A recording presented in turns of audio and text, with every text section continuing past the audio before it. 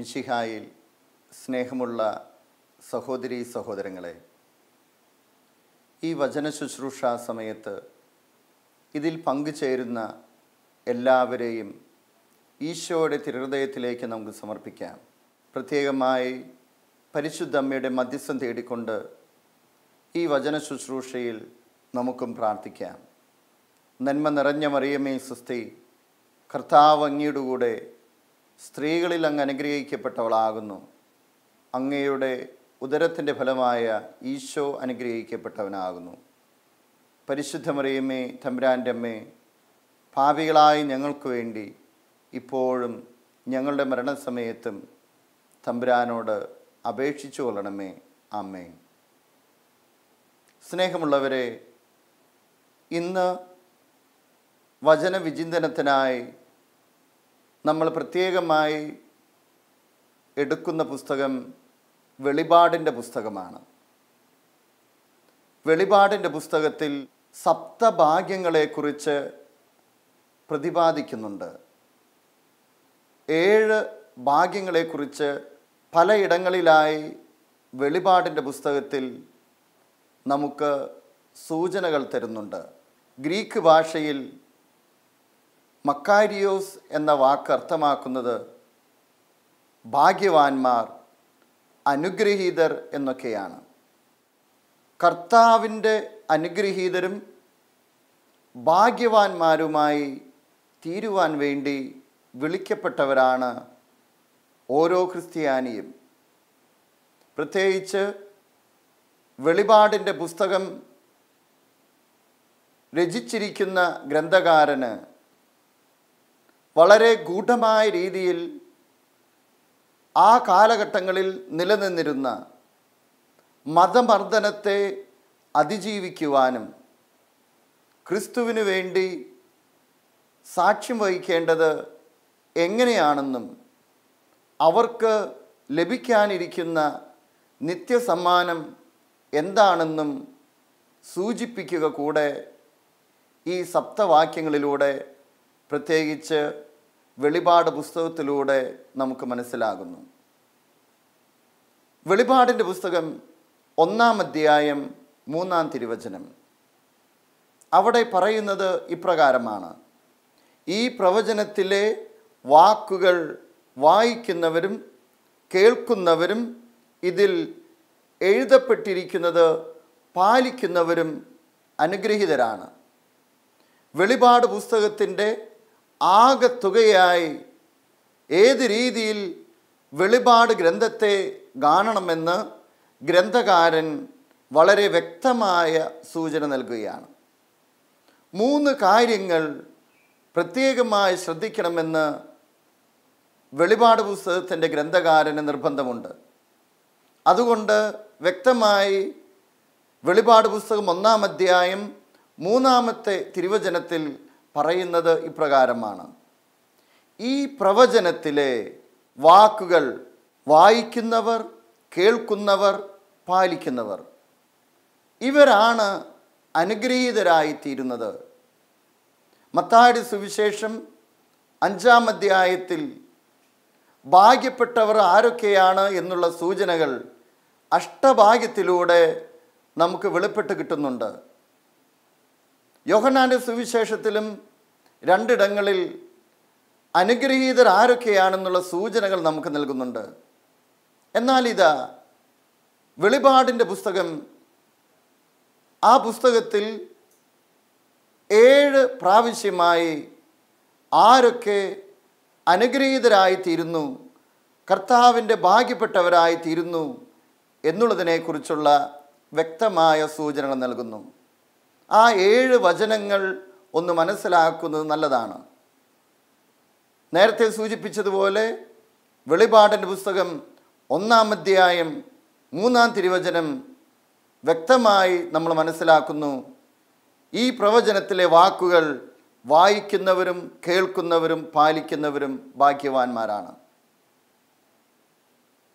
പിന്നീട് അങ്ങോട്ട് 6 പ്രാവശ്യവും കൂടെ ഭാഗ്യപ്പെട്ടവർ ആരൊക്കെയാണ് എന്ന് വെളിപാട് ഗ്രന്ഥത്തിൻ്റെ രചയിതാവ് വ്യക്തമായ സൂചന നൽകുന്നു. രണ്ടാമതായുള്ള വചനം ഇപ്രകാരമാണ്. ആരാണ് ഭാഗ്യപ്പെട്ടവർ എന്നുള്ള സൂചന നൽകിക്കൊണ്ട് വെളിപാടിൻ്റെ പുസ്തകം 14 അധ്യായം 13 തിരുവചനം, ഇപ്പോൾ മുതൽ കർത്താവിൽ മൃതിയടയുന്നവർ അനുഗ്രഹീതരാണ്. അതെ, തീർച്ചയായും അവർ തങ്ങളുടെ അധ്വാനങ്ങളിൽ നിന്ന് വിരമിച്ച് സ്വസ്ഥരാകും. അവരുടെ പ്രവൃത്തികൾ അവരെ അനുഗമിക്കുന്നു എന്ന് ആത്മാവ് അരുളി ചെയ്യുന്നു. ഇപ്പോൾ മുതൽ കർത്താവിൽ മൃതിയടയുന്നവർ ഭാഗ്യവാന്മാരാണ് എന്നുള്ള സൂചനയാണ് രണ്ടാമതായി വെളിപാട് ഗ്രന്ഥത്തിൽ നിന്ന് നമുക്ക് മനസ്സിലാക്കാനായിട്ട് സാധിക്കുക. മനുഷ്യരെ നശിപ്പിക്കുന്ന മൃഗം അതിന് പകരമായി യേശുവിലേക്ക് തിരിയുകയും യേശുവിൽ നിദ്ര പ്രാപിക്കുകയും ചെയ്യുന്നവർ ഭാഗ്യവാന്മാരാണ് എന്നുള്ള സൂചനയാണ് സപ്തവാക്യങ്ങളിലെ രണ്ടാമത്തെ വാക്യം നമുക്ക് വ്യക്തത നൽകുന്നത്. മൂന്നാമത്തെ വാക്യം ഇപ്രകാരമാണ്. വസ്ത്രം ധരിച്ച് ഉണർന്നിരിക്കുന്നവർ ഭാഗ്യവാന്മാർ. വെളിപാടിൻ്റെ പുസ്തകം 16 അധ്യായം 15 തിരുവചനമാണത്. കർത്താവിന് വേണ്ടി, കർത്താവിൻ്റെ വരവിന് വേണ്ടി വിശുദ്ധിയുടെ അങ്കി അണിഞ്ഞ് ഉണർന്നിരിക്കുന്നവർ ഭാഗ്യവാന്മാരാണ് എന്നുള്ള സൂചനയാണ് ഗ്രന്ഥകാരൻ നൽകുന്നത്. വീണ്ടും വെളിപാടിൻ്റെ പുസ്തകം 19 അധ്യായം 9 തിരുവചനം, സ്വർഗീയ പദ്ധതി അനുസരിച്ച് സ്വർഗീയ വിരുന്നിന്, കുഞ്ഞാടിൻ്റെ വിരുന്നിന് വിളിക്കപ്പെട്ടവർ ഭാഗ്യവാന്മാരാണെന്ന് വെളിപാട് ഗ്രന്ഥത്തിൻ്റെ രചയിതാവ് സൂചന നൽകുന്നു. വീണ്ടും വെളിപാടിൻ്റെ പുസ്തകം 20 അധ്യായം 6 തിരുവചനം, ഒന്നാമത്തെ പുനരുത്ഥാനത്തിൽ പങ്കുകൊള്ളുന്നവർ അനുഗ്രഹീതരും പരിശുദ്ധരുമാണ്. വീണ്ടും സൂചന നൽകുന്നത് വെളിപാടിൻ്റെ പുസ്തകം 22 അധ്യായം 7 തിരുവചനം, ഈ പുസ്തകത്തിലെ പ്രവചനങ്ങൾ കാക്കുന്നവർ അല്ലെങ്കിൽ പാലിക്കുന്നവർ ഭാഗ്യവാന്മാരാണ്. അവസാനമായി വെളിപാടിൻ്റെ പുസ്തകം സപ്തവാക്യങ്ങളിൽ 22 അധ്യായം 14 തിരുവചനം പറയുന്നത് ഇപ്രകാരമാണ്. തങ്ങളുടെ അങ്കികൾ കഴുകി ശുദ്ധിയാക്കുന്നവർ ഭാഗ്യവാന്മാർ. എന്താണ് ഈ ഭാഗ്യവാന്മാർ എന്നതുകൊണ്ട് ഉദ്ദേശിക്കുന്നത്? ലോകത്തിൻ്റെ രീതിയിലുള്ള ഭാഗ്യമല്ല ഈ ഭാഗ്യവാന്മാർ എന്നതുകൊണ്ട് ഉദ്ദേശിക്കുന്നത്. ലോകം നൽകുന്ന സുഖവും സന്തോഷവും ക്ഷണികമാണ് എന്ന് മനസ്സിലാക്കിക്കൊണ്ട് അതിനേക്കാൾ ഉപരിയായി കർത്താവിനോട് ചേർന്നിരിക്കുന്നതും കർത്താവ് നൽകുന്ന സ്വർഗീയ വിരുന്നിൽ പങ്കുചേരുന്നതുമാണ് ഭാഗ്യം എന്ന് മനസ്സിലാക്കുന്നവരാണ് പ്രത്യേകമായി ഭാഗ്യവാന്മാർ എന്ന് വിളിക്കപ്പെടുന്നത്. ലോകത്തിൻ്റെ സുഖങ്ങളും സന്തോഷങ്ങളും അസ്തമിക്കുമെന്നും കർത്താവ് നമുക്ക് വേണ്ടി ഒരു വസതി ഒരുക്കിയിട്ടുണ്ടെന്നും അതിൽ പങ്കുചേരുവാൻ വേണ്ടി ഈ ലോകത്തിൻ്റെ സഹനങ്ങളെയും ദുഃഖങ്ങളെയും വേദനകളെയും സന്തോഷപൂർവം സ്വീകരിക്കുന്നവരാണ് ഭാഗ്യവാന്മാരെന്ന് വിളിക്കപ്പെടുക. അതുകൊണ്ട് കർത്താവിനോട് ചേർന്ന് നിൽക്കുന്നവരാണ് ഭാഗ്യവാന്മാർ എന്നുള്ള സൂചന നമുക്ക് വ്യക്തമായി മനസ്സിലാക്കുവാൻ സാധിക്കുന്നു. പ്രിയപ്പെട്ടവരെ, വെളിപാട് പുസ്തകത്തിലെ സപ്തവാക്യങ്ങളിലെ 2 വാക്യത്തിലേക്ക് നിങ്ങളെ ശ്രദ്ധ തിരിക്കുകയാണ്. ഇപ്പോൾ മുതൽ കർത്താവിൽ മൃതിയടയുന്നവർ ഭാഗ്യവാന്മാർ. അവർ അനുഗ്രഹീതരാണ്. അതെ, തീർച്ചയായും അനുഗ്രഹീതരാണ്. അവർ തങ്ങളുടെ അധ്വാനങ്ങളിൽ നിന്ന് വിരമിച്ച് സ്വസ്ഥരാകും. അവരുടെ പ്രവൃത്തികൾ അവരെ അനുഗമിക്കുന്നു എന്ന് ആത്മാവ് അരുളി ചെയ്യുന്നു. നമ്മൾ പലപ്പോഴും പറയാറുണ്ടല്ലോ, ഒരു വ്യക്തി ഈ ലോകത്തിൽ നിന്ന് യാത്രയാകുമ്പോൾ അവരെ അനുഗമിക്കുന്നത് അവരുടെ സമ്പത്തോ പ്രശസ്തിയോ ഈ ലോകത്തിൽ നേടിയിട്ടുള്ള സ്ഥാനമാനങ്ങളോ അല്ല, മറിച്ച് അവരുടെ സൽപ്രവൃത്തികളാണ് എന്ന് വ്യക്തമാക്കുകയാണ്.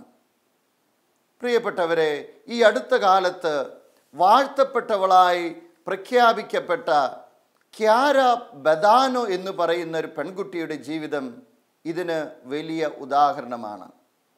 19 വർഷം മാത്രമാണ് ഈ പെൺകുട്ടി ഈ ലോകത്തിൽ ജീവിച്ചത്. 1971 ജനിക്കുകയും 1990 മരണമടയുകയും ചെയ്തിരിക്കുന്ന ക്യാര ബദാനോ ഇറ്റലിയിൽ ജനിച്ച് ജീവിച്ച് സാധാരണക്കാരെ പോലെ ജീവിച്ചു. പക്ഷേ തനിക്ക് സ്വീകരിക്കേണ്ടി വന്നിരുന്ന സഹനങ്ങൾ അമൂല്യ നിധികളായി കരുതിക്കൊണ്ട് അതാണ് എന്നെ സ്വർഗത്തിലേക്ക് കൊണ്ടുപോകുക, യേശുവുമായി ഏറ്റവും അടുത്തിരിക്കാൻ അതാണ് എന്നെ സാധിക്കുക, അതാണ് എന്നെ ശക്തിപ്പെടുത്തുക എന്ന് പൂർണ്ണമായി മനസ്സിലാക്കിയ ഒരു പെൺകുട്ടി. പ്രത്യേകിച്ച് ക്യാര ബദാനയുടെ ജീവിതം പഠിക്കുമ്പോൾ നമ്മൾ മനസ്സിലാക്കുന്നു, കർത്താവിൻ്റെ ഭാഗ്യം ഹൃദയത്തിൽ ജീവിതത്തിൽ ഏറ്റുവാങ്ങിയ പെൺകുട്ടിയാണ് ക്യാര ബദാനോ എന്ന് പറയുന്ന പെൺകുട്ടി. ക്യാരയുടെ ജീവിതത്തിൽ ക്യാരയുടെ മാതാപിതാക്കൾ 11 വർഷത്തോളം പ്രാർത്ഥിച്ചതിൻ്റെ ഫലമായിട്ടാണ് ക്യാര ഈ ലോകത്തിലേക്ക് ഭൂജാതയാകുന്നത്. ക്യാരയുടെ മാതാപിതാക്കൾ റുജേറയും മരിയ തെരേസയ്ക്കും അവരുടെ 11 വർഷത്തിൻ്റെ കാത്തിരിപ്പിൻ്റെ ഫലമായിട്ടാണ് പുഞ്ചിരിയുടെ മാലാഖ എന്നറിയപ്പെടുന്ന ക്യാര ബദാനോ ഈ ലോകത്തിലേക്ക് പിറന്നു വീണത്. അവർ തങ്ങളുടെ പ്രിയപ്പെട്ട കുഞ്ഞിനെ, ദൈവം ദാനമായി നൽകിയ കുഞ്ഞിനെ വലിയ സ്നേഹത്തിലും ദൈവിക കൃപയിലും വളർത്തിക്കൊണ്ടുവരുവാൻ അത്യന്തം പരിശ്രമിച്ചു. ക്യാരയുടെ ജീവിതത്തിൽ 9ാമത്തെ വയസ്സിലാണ് അവൾക്ക് വലിയ ഒരു ജ്ഞാനത്തിൻ്റെ വഴികൾ തുറന്നു കിട്ടുന്നത്. പ്രത്യേകിച്ച് 9ാമത്തെ വയസ്സിൽ അവൾ ഇറ്റലിയിൽ ശക്തമായി നിലനിന്നിരുന്ന ലോകത്തിൻ്റെ വിവിധ ഭാഗങ്ങളിൽ ശക്തമായ പ്രവർത്തനങ്ങൾ നടത്തിക്കൊണ്ടിരുന്ന ഫോക്കലാരോ മൂവ്മെൻ്റ് സ്ഥാപികയായിരിക്കുന്ന ക്യാര ലുബിക്കിനാൽ ഈ ക്യാര ബദാനയും പ്രത്യേകമായി ആകൃഷ്ടയാവുകയാണ്. ക്യാര ലുബിക് ക്യാര ബദാനയെ കണ്ടപ്പോൾ അവൾക്ക് പ്രത്യേകമായിട്ടുള്ളൊരു പേര് നൽകുന്നുണ്ട്. അവളുടെ പേര് ക്യാര ലൂച്ചെ എന്ന് ക്യാര ലുബിക് അവളെ വിളിക്കുന്നുണ്ട്. ക്യാര എന്ന വാക്കിൻ്റെ അർത്ഥം ക്ലിയർ എന്നുള്ളതാണ്. ലൂച്ചെ എന്ന് പറഞ്ഞു കഴിഞ്ഞാൽ പ്രകാശം എന്നുള്ളതാണ്. വളരെ വ്യക്തമായ പ്രകാശം, മനോഹരമായ പ്രകാശം പേറുന്നവളായി പിന്നീട് അങ്ങോട്ട് ക്യാര ലുബിക്കിൻ്റെ പ്രത്യേകമായ ഇടപെടൽ വഴി ക്യാര ബദാനയുടെ ജീവിതം മാറുന്നത് നമുക്ക് കാണാനായിട്ട് സാധിക്കും. അവളൊരു സാധാരണ പെൺകുട്ടി, പക്ഷേ അവളുടെ ജീവിത സാഹചര്യങ്ങളിൽ അവൾ കൊച്ചു കൊച്ചു കാര്യങ്ങൾ ചെയ്തുകൊണ്ട് ദൈവികമായിട്ടുള്ള സ്നേഹത്തിൽ വളരുന്നത് കാണുവാനായിട്ട് സാധിക്കും. ക്യാര ബദാനയുടെ അമ്മ മരിയ തെരേസ കുഞ്ഞുനാളിൽ ക്യാരയ്ക്കുണ്ടായ ഒരു അനുഭവം വിവരിക്കുന്നുണ്ട്. ക്യാര ഒരു ദിവസം തൊട്ടടുത്തുള്ള തൊടിയിൽ നിന്ന് മനോഹരമായ പഴുത്ത ചുവന്ന നിറത്തിലുള്ള ആപ്പിളുമായി വീട്ടിലേക്ക് വരുന്നു. അമ്മ ചോദിക്കുന്നു, മകളെ, നിനക്ക് എവിടെ നിന്നാണ് ഈ ആപ്പിൾ കിട്ടിയത്? അവൾ പറഞ്ഞു, തൊട്ടടുത്തുള്ള നമ്മുടെ അയൽവാസിയുടെ വീട്ടിൽ നിന്ന് ഞാൻ പറിച്ചെടുത്തതാണ്. അമ്മ ചോദിച്ചു, മകളെ, നീ അവരോട് അനുവാദം ചോദിച്ചുവോ? അവൾ പറഞ്ഞു, ഞാൻ അനുവാദം ചോദിച്ചില്ല, ഞാനത് എനിക്കിഷ്ടപ്പെട്ടതുകൊണ്ട് പറിച്ചെടുത്തു കൊണ്ടുവന്നു. ഉടനെ തന്നെ അമ്മ അവളെ തിരുത്തുന്നുണ്ട്. മരിയ തെരേസ, ക്യാരയുടെ അമ്മ, അവളെ തിരുത്തുന്നു. അവളോട് പറയുന്നു, നീ പോയി ആപ്പിൾ നമ്മുടെ അയൽവാസിക്ക് തിരിച്ചു കൊടുക്കുക മാത്രവുമല്ല, നീ ക്ഷമാപണം നടത്തണം. അവൾ മനസ്സില്ലാ മനസ്സോടെ എങ്കിലും ദൃഢനിശ്ചയത്തോടെ അവൾ അയൽവാസിയുടെ വീട്ടിൽ ചെന്ന്, ഞാൻ ആപ്പിൾ അനുവാദം കൂടാതെ പറിച്ചെടുത്തതാണെന്നും എന്നോട് ക്ഷമിക്കണമെന്നും പറഞ്ഞുകൊണ്ട് ആപ്പിൾ അവിടെ തിരിച്ചേൽപ്പിക്കുന്നു. മരിയ തെരേസ, ക്യാരയുടെ അമ്മ, പറയുന്നു, അന്ന് വൈകുന്നേരം അയൽവാസി ഒരു പെട്ടി നിറയെ ആപ്പിളുമായിട്ടാണ് ക്യാരയെ സന്ദർശിക്കാനായിട്ട് വന്നത്. ഒരു അമ്മയുടെ ഇടപെടൽ മൂലം വിശുദ്ധിയുടെ നന്മയുടെ വിത്ത് പാകാൻ ക്യാര ബദാനയെ ഒരുക്കുകയായിരുന്നു എന്ന് വേണം പറയുവാനായി.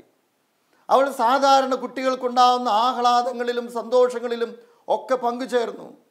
അവൾക്ക് ടെന്നീസ് കളി ഇഷ്ടമായിരുന്നു, സ്വിമ്മിങ് ഇഷ്ടമായിരുന്നു, കാഴ്ച കാണാനും കൂട്ടുകാരോടൊത്ത് നടക്കുവാനും ഇഷ്ടമായിരുന്നു. പക്ഷേ അവളുടെ ജീവിതത്തെ മാറ്റിമറിച്ച ഒരു സംഭവം ഉണ്ടായിട്ടുണ്ട്. അത് അവളുടെ 16-ാമത്തെ വയസ്സിലാണ് അവൾക്ക് സംഭവിക്കുന്നത്. ടെന്നീസ് കളിച്ചുകൊണ്ടിരിക്കുമ്പോൾ അവളുടെ കയ്യിൽ ശക്തമായ വേദന അനുഭവപ്പെടുന്നു. ആദ്യമൊന്നും അത് കണക്കാക്കിയില്ല. പിന്നീട് അവൾ ഡോക്ടറെ സമീപിക്കുന്നുണ്ട്. ഡോക്ടറെ സമീപിച്ച് ഡോക്ടർ അത് വിധി എഴുതുന്നു. അവൾക്ക് വളരെ കഠിനമായ വേദനയുള്ള ബോൺ ക്യാൻസറാണെന്ന്. ക്യാരയുടെ ജീവിതത്തെ മാറ്റിമറിക്കുന്ന ഒരനുഭവമാണ് അന്നു മുതൽ അവളുടെ ജീവിതത്തിൽ തീർച്ചയായിട്ടും സംഭവിക്കുന്നത്. അവൾ യേശുവിനോട് ഇങ്ങനെ പറയുന്നുണ്ട്, യേശുവേ, നിനക്ക് വേണ്ടി നീ ഇത് ആഗ്രഹിക്കുന്നുണ്ടെങ്കിൽ ഞാനും അത് ആഗ്രഹിക്കുന്നു. ഈ വേദന നീ ആഗ്രഹിക്കുന്നുണ്ടെങ്കിൽ ഞാനും ആ വേദന ആഗ്രഹിക്കുന്നു. ഈ ലോകത്തിൽ ജീവിച്ചിരിക്കുമ്പോൾ പ്രത്യേകമായി യേശുവിന് വേണ്ടി സഹിക്കാൻ ഞാൻ തയ്യാറാണ്. ഫോക്കലാരോ മൂവ്മെൻറ്റിൽ പങ്കെടുത്തത് വഴിയായി അവൾക്ക് ശക്തമായിട്ടുള്ളൊരു ബോധ്യം കിട്ടുകയാണ്. ഉപേക്ഷിക്കപ്പെട്ട ക്രിസ്തുവിനെ ഞാൻ എൻ്റെ ജീവിതത്തിൻ്റെ ഭാഗമായി സ്വീകരിക്കണമെന്ന്. ഉപേക്ഷിക്കപ്പെട്ട ക്രിസ്തു. ഇന്ന് ലോകം പല രീതിയിൽ പരക്കം പായുമ്പോൾ ക്രിസ്തു ഉപേക്ഷിക്കപ്പെടുന്നു. ക്രിസ്തു ഉപേക്ഷിക്കപ്പെടുമ്പോൾ ഉപേക്ഷിക്കപ്പെട്ട ക്രിസ്തുവിനെ ഞാൻ സ്വീകരിക്കണമെന്ന് ക്യാര ബദാനോയ്ക്ക് ഫോക്കലാരോ മൂവ്മെൻറ്റിൽ പങ്കെടുത്തത് വഴി വലിയ ബോധ്യമുണ്ടാവുകയാണ്. ബോൺ ക്യാൻസറാണ് അവൾക്ക് പിടിപെട്ടതെന്ന് അവളും അവളുടെ മാതാപിതാക്കളും അറിയുന്ന നിമിഷം ക്യാര ബദാനയുടെ ജീവിതത്തിൽ വലിയ മാറ്റങ്ങൾ ഉണ്ടാവുകയാണ്. പുഞ്ചിരിയോടുകൂടെ സഹനങ്ങളെ സ്വീകരിക്കുന്ന ക്യാര ബദാനോ. അതുകൊണ്ടാണ് വെളിപാടിൻ്റെ പുസ്തകം സപ്തവാക്യങ്ങളിൽ 2-ാമത്തെ വചനം നമ്മെ ഓർമ്മിപ്പിച്ചു തരുന്നത്, അവരുടെ പ്രവൃത്തികൾ അവരെ അനുഗമിക്കുന്നു എന്ന് ആത്മാവ് അരുളി ചെയ്യുന്നു. പിന്നീട് അങ്ങോട്ട് ക്യാര ബദാന പ്രത്യേകമായി അവളുടെ സഹനങ്ങളെ അനുഗ്രഹമാക്കി മാറ്റുകയാണ്. ഭാഗ്യപ്പെട്ടവളായി അവൾ മാറുകയാണ്. പൂർണ്ണമായും കർത്താവിന് അടിയറ വെച്ചുകൊണ്ട് ഈ സഹനങ്ങളെ ഏറ്റെടുക്കുന്നു. സഹനങ്ങൾ ഏറിയപ്പോൾ, ശരീരത്തിൽ മുഴുവൻ വേദനയായപ്പോൾ, ആ വാർഡിലുള്ള വേദനിക്കുന്ന മക്കളുടെ അടുത്തേക്ക് ഇവൾ കടന്നു ചെല്ലുന്നു. ഒരിക്കൽ ഡോക്ടർ വന്ന് ചോദിച്ചു, അവളുടെ മുഖത്തെ പ്രകാശവും കണ്ണിലെ തിളക്കവും കണ്ടിട്ട് ഡോക്ടർ ഇങ്ങനെ പറയുന്നു, ഈ ലോകത്ത് മരണമില്ല എന്ന് എനിക്ക് തോന്നുന്നു, മറിച്ച് ജീവൻ മാത്രമേ ഉള്ളൂ എന്ന്. അവിടുത്തെ കർദിനാൾ ഇവളെ സന്ദർശിച്ചുകൊണ്ട് ചോദിക്കുന്നു, മകളെ, നിനക്ക് എങ്ങനെയാണ് നിൻ്റെ കണ്ണിൽ ഇതുപോലെ മനോഹരമായിട്ടുള്ള പ്രകാശം? അവൾ മറുപടി കൊടുക്കുന്നു, എൻ്റെ കർത്താവിന് ഞാൻ പൂർണ്ണമായിട്ട് സമർപ്പിച്ചിരിക്കുന്നു. അവളുടെ അവസാന നിമിഷങ്ങൾ അടുത്തു എന്ന് ക്യാര ബദാനോയ്ക്ക് മനസ്സിലായി. അവൾ അമ്മയോട് പറഞ്ഞ് അവസാനമായി ഉപേക്ഷിക്കപ്പെട്ട യേശുവിനെ സ്വന്തമാക്കുന്ന വിവാഹത്തിനായി അവൾ ഒരുങ്ങുകയാണ്. അവസാന നിമിഷങ്ങളിൽ മരണത്തിൻ്റെ നിമിഷങ്ങളിൽ ദിവ്യകാരുണ്യം സ്വീകരിച്ച് വിശുദ്ധ കുർബാന സ്വീകരിച്ച് അവൾ മരണത്തിനായി ഒരുങ്ങി.